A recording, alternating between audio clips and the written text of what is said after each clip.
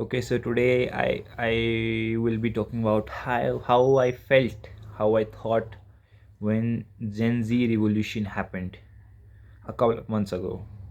So to summarize the revolution, a few months ago, I don't know the exact date, but a few months ago, uh, the I guess the youth of Nepal was like done with the shit from the government and everything, and they created a movement. I think it was on the 8th. I don't know what month, but it was on the 8th.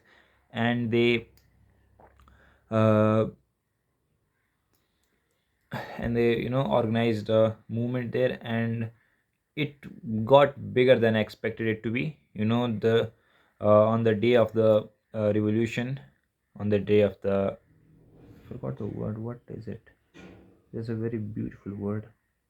I will add if I remember it. But on the day of the strike, it was a big crowd in the Baneshwar area, and lot was happening. They were breaking in. They were trying to break in into the parliament. They were trying to break in into various ministers' home. Whether it was a big prime minister, whether it was a big minister like Sherwada Deva, or small ministers like the local ones.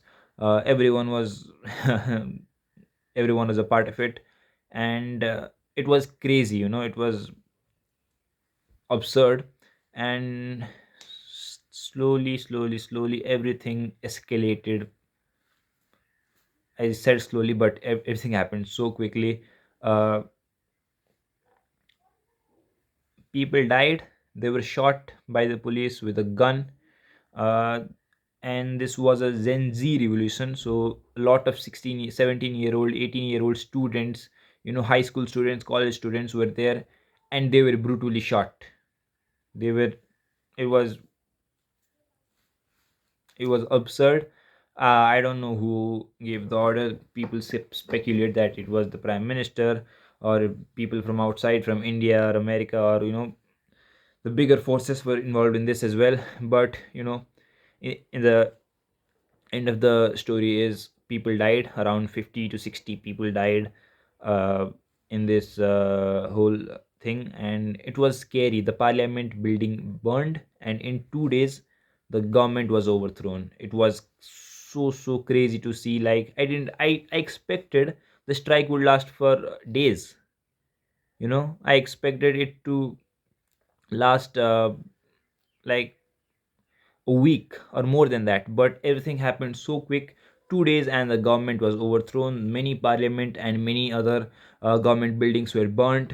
uh, of course, a lot of people died, and it was start of a new nation, as a new what's the perfect way to describe this? It was a new era uh, for Nepali people, and the country was already in shambles, and now it looked like it was even more deep into the puddle, because first of all, a lot of important government buildings were burned. Historical buildings like Singha Darbar, which was built around 100 years ago, they were burned, and it's a big loss to the country. And similarly, now that the government is completely dissolved, a new one will need to be uh, formed. It was it was a big dilemma about who to appoint, because none of the people are trustworthy. You'd think that maybe new person is coming to change it, a new youth, a person with a new vision, completely different from these old corrupt politicians. And boom, in the end, it's the same, those same people who seek their personal benefit, who betray their nation and betray their people, just to fool them and make their own benefit out of it. So no one was trustworthy. And these were all there were a lot of conspiracy theories about the trustworthy ones as well, like Kulman Gising.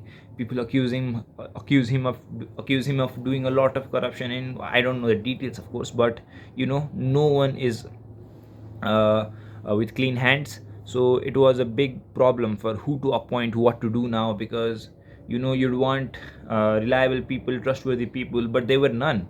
And even if they were underqualified.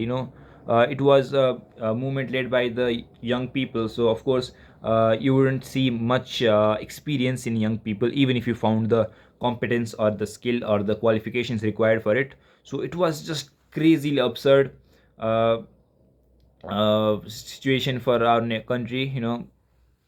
Now what to do? What do we do now? There's no government. There's no government buildings. But slowly and slowly it recovered. I don't know how or why, but they appointed uh, someone as prime minister. I even forgot her name. Lol. And it was crazy. Now, what I felt during it, first of all, I was heartbroken seeing all those people die. It was such a horrendous sight for one to witness. To see all these people brutally murdered. Not I used the word brutally twice in this video, and both times I butchered the pronunciation. It's fine. It was very sad to see all these people murdered, and uh, you know I felt like crying the whole 2 days. My mind was never in a stable state. It was always in a tense and sad kind of state. So it was crazy, and then I realized that uh, and then I realized these things, the all the reliability and trust issues of these leaders that I talked earlier about. I realized these things, and I was like, there's no solution to this. I think a person would spend a better life ignoring this and staying far away from this as possible than getting involved in this and trying to fix it.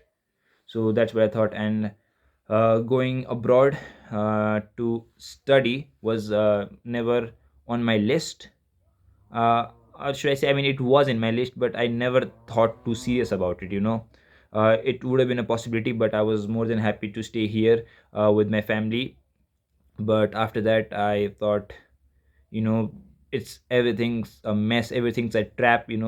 Anywhere you go, you are cheated on. You are